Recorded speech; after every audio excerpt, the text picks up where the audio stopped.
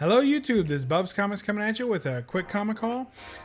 We have a mix of books that I bought from a mix of places. So let's take a look. First off, this was a Frankie's Comics exclusive. We have Vampirella number 11.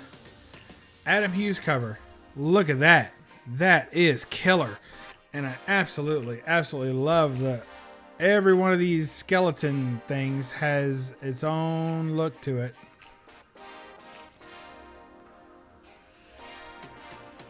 But that one's my favorite. That is so cool.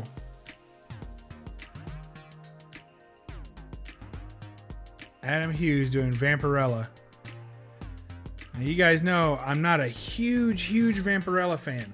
I don't like the blood. I'm just not a guy. I don't like it mixed. I don't like all the sexiness mixed with too much blood. But when Vampirella doesn't have blood on her, it's done by a good artist, then I'll take it. Usually, most of the blood covers I skip. Next, we've got spicy space stories, but really it's just Betty and Veronica meet Red Sonja and Vampirella, so look at that. If you're looking for this book, it's actually Red Sonja and Vampirella meet Betty and Veronica, so whatever. Nice homage cover to some Golden Age space books that I like, that kind of space adventure. Look at that. Classic good girl art. Of course, you got Betty there, Veronica, Vampirella, and Red Sonja. Just super cool. Love it. Of course, that's not a real stamp that's on the book. Next, we have, I showed off some Bullet Girl stuff and some Bullet Man, Bullet Girl. So here we have their first Silver Age appearance of the, or the first appearance of Bullet Girl and Bullet Man since the Golden Age, I should say. Look at that. Crisis on Earth S. So look at that. Super champions of 3 worlds face a crisis on Earths. Look at that. Very cool. That's got a great Joker Punch-Out cover to begin with. Somebody on Instagram, I want to say, hit me up and told me about that one. So, thank you for that. We have Ghost number 6. Another Adam Hughes cover.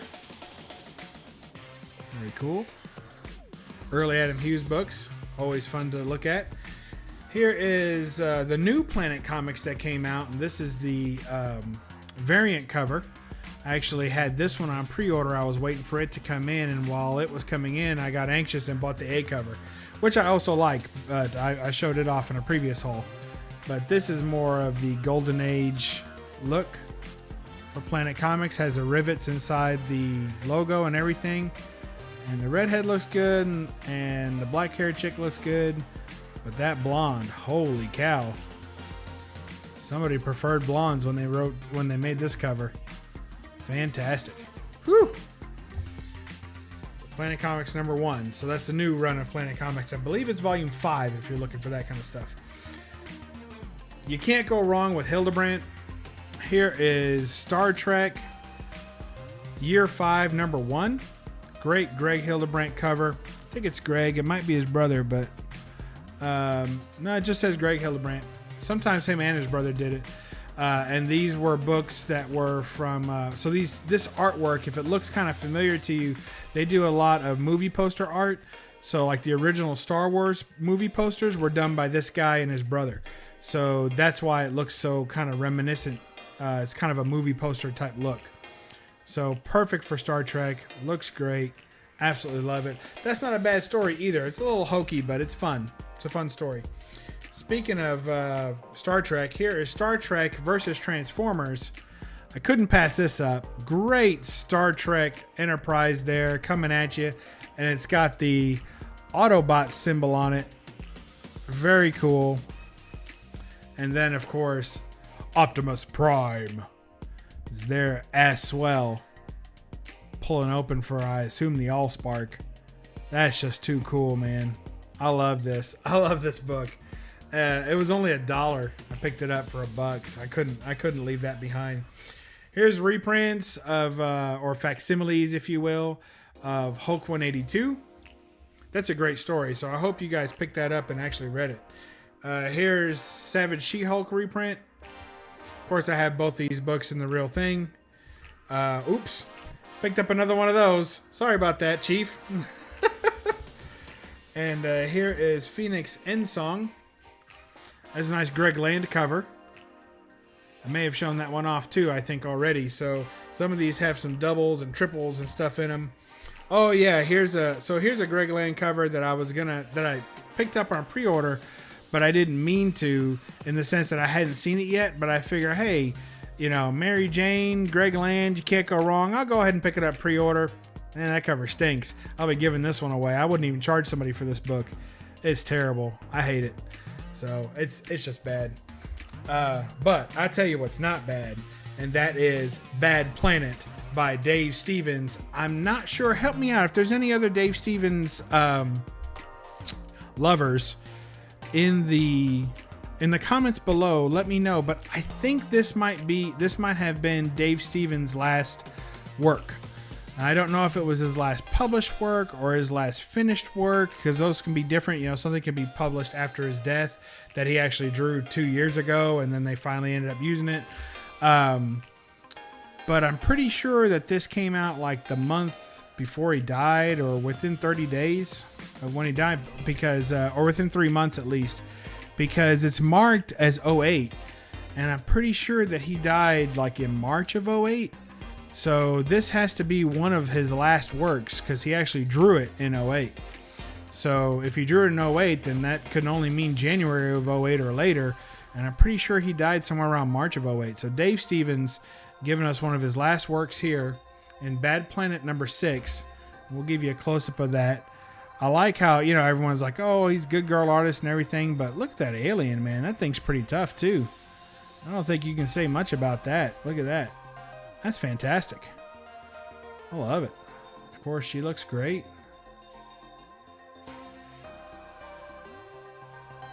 Look at the indentation he put where her claws are touching, where his claws are touching her thighs. Isn't that perfect?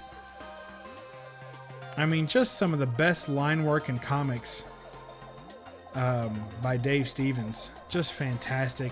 A true master, you know, truly gone too soon.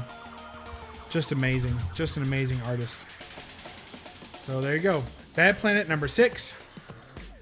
And next we have a reprint, but it's not a modern reprint, but it is modern, so whatever. It's Marvel Mystery Comics number 1. This is what they're calling number 1. I think the original Marvel Mystery Comics, and you Golden Age gurus can help me out on this, which I dabble in, but I wouldn't call myself a guru of it. I'm just a fan of Golden Age work, and of course I collect quite a bit.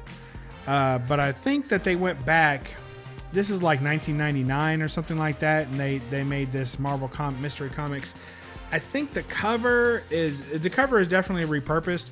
It's a Schomburg cover, and it's from one of the other Marvel Mystery books, maybe number 8 or so. I can't recall. But as I do recall, they didn't start out this series with the number 1 book. They started out with number 2. And so later in 99, they said, oh, we'll go back and make a number 1. So this is number 1. And so they kind of fit it in the same volume if you're looking it up, but it's like a retroactive numbering. No, whatever. It's all hokey. It makes the book a little harder to find, but there you go. Very cool. Schomburg doing his job at the Timely Club. Isn't that cool? That's where they're... Look at that. Human Torch action. And little Boy Torch, or whatever the heck his name was.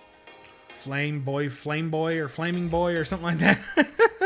Anyway, great stuff. Transition a little bit to Adam Hughes, Bat Babe. Here's Spoof Comics number 2. I would like to get the whole Spoof Comics run, but you know, you get them when you can, and I don't want to spend too much for them. And some people act like this is like some sort of super rare book, and you got to rush out and get it. I don't really understand that, because it's definitely not a rare book at all. But some people try and kind of treat it that way. So in their pricing. Also, it's got a lot of dark on the edge, so it's easy to see spine take. So condition wise, you get what you pay for. I didn't pay much for this one, so I was glad to have it. This is Spoof Comics Presents #2, and in this case, it's a Bat Babe, run. So they kind of moved it around though in different characters. I think Bat Babe appears in 2 of these books. So there you go, Spoof Comics. Adam Hughes, some earlier Adam Hughes work. Speaking of Adam Hughes, what's he still doing in here? We have Zorro #3. Pretty sure it's the first appearance of Lady Rawhide. Right there, drawn by Adam Hughes. These books are a lot of fun. Topps Comics did a good job on the interiors of these. The stories are fun. She's well drawn. It's very, sensual and funny and kind of stuff like that. So it's a great little story with Zorro. So Adam Hughes doing some great work there. Check out those boots, man. Those boots are killer. Lace all the way up her thigh. I got to take a full hour to put on each one. And there you go. Put some nice shine there. So Zorro #3 by Adam Hughes. First Lady Rawhide. And then, for good measure, Lady Rawhide #3 is also a nice Adam Hughes cover. Classic butt cover for Adam Hughes. Look at that. And it says, "Don't peek inside now." So very cool. Lady Rawhide #3 by Adam Hughes. So that's it. That's our haul for today. Hope y'all appreciate that. And we'll leave you with this Vampirella Adam Hughes cover. Fantastic. Awesome Frankie's Comics books. But you know what? In my heart, I can't do it. As much as I love Adam Hughes and I love this book, I gotta leave you with Bad Planet #6 in honor of the late great Dave Stevens. Absolutely amazing. All right, we'll catch you next time on BUB'S Comics. Remember, read a comic and don't apologize for the glare. Bye-bye.